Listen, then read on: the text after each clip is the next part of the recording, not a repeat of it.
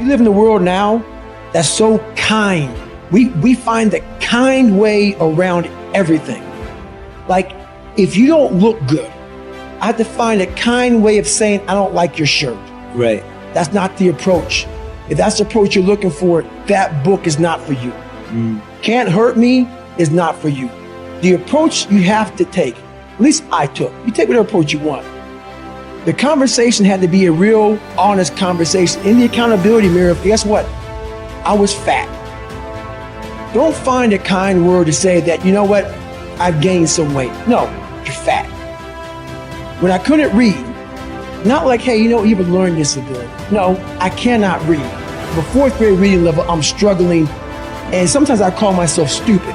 Not in a way to put myself down. So don't take it like, my God, those are so hurtful. Yeah, they're hurtful, dishonest. The conversation has to become an honest conversation of where you're at mentally. Where am I at mentally? I look like I feel like I'm not this, I'm falling behind in school. I'm lazy. My house is a mess. You have to look at what it is and call it what it is. Don't find words to make yourself feel better, because so we hang around people that make us feel better, that tell us what we want to hear, not what we need to hear. And so we stay away from those people. And we stay away from those people, like our internal dialogue becomes that kind, it's okay. It's not okay. So that's where it starts. It starts with that accountability of, it's not okay anymore. This can no longer be okay. And calling yourself out for exactly what you are and exactly how you need to fix it. There's a great quote, I think it's by this guy named Richard Feynman, who says, the first principle is that you must not fool yourself, and you're the easiest person to fool. We all have two people. We have the easy voice, which is that 20% telling yourself that I'm easy at 90% of my full potential, maybe 100% at that 20%. That's that voice that we all love. That's that very comfortable voice, that's that mommy holding you saying, it's going to be okay. Doesn't care how good you are, just loves you. Just loves you no matter how messed up you are in life. That's where you want to be at. So that's that one voice.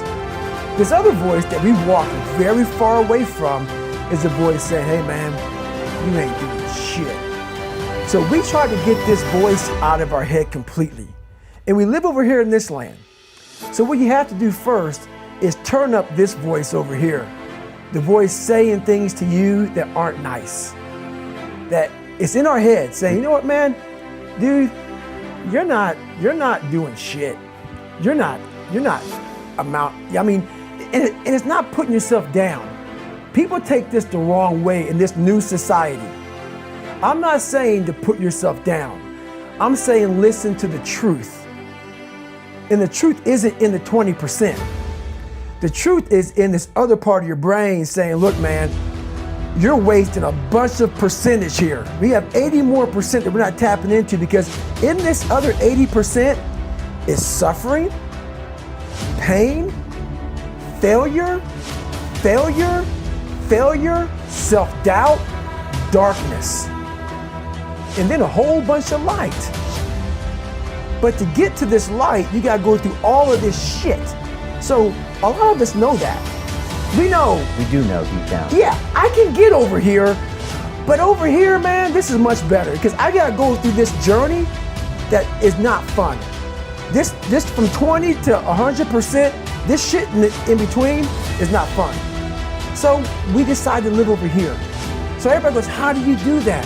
You know exactly how to do that. You know exactly, it's not a magic trick. There's nothing I talk about in that book that's a magic trick.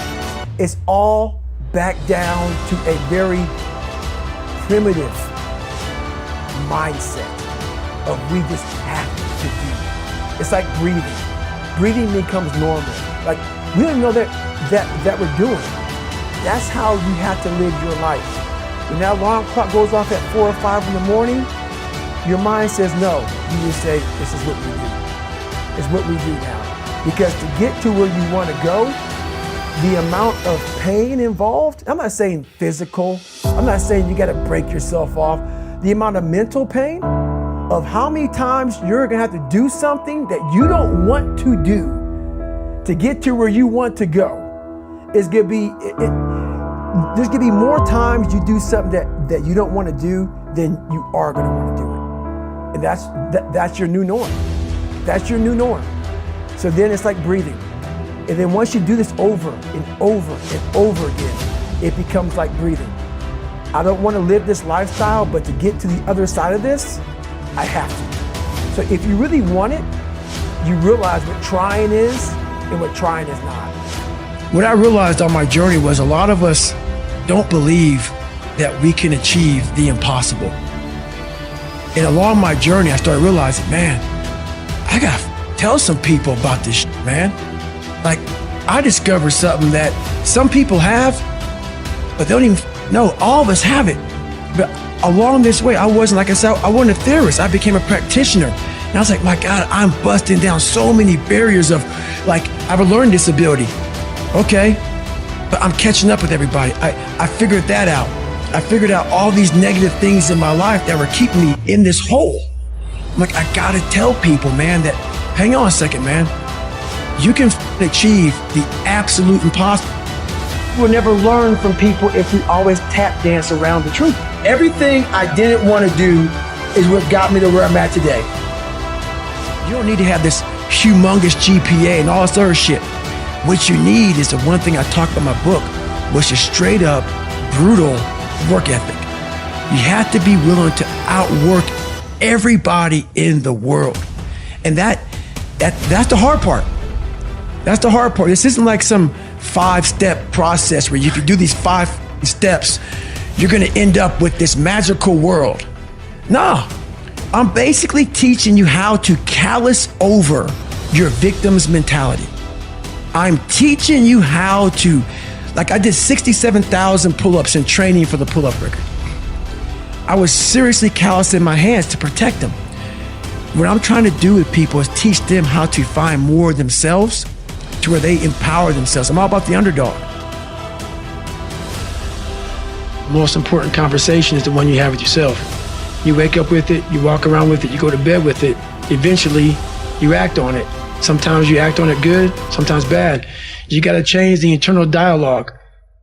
That person in your head that's talking that to you, until you change the internal dialogue in your head, until you callous over the victim's mentality that the world is out to get you because of you are the only, you got to change that man. Yeah, but you don't understand my life, David. Yeah, I do. So that's the thing about it.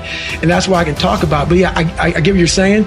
A lot of folks don't I get that mentality. I once had that mentality that no one understands what the I'm going through.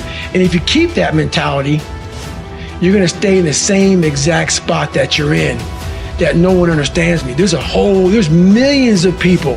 Why do you think a book that I self-published, is doing so well with a story that's so f***ed up? People I never forget, I went to a publishing house, who's gonna resonate with this story?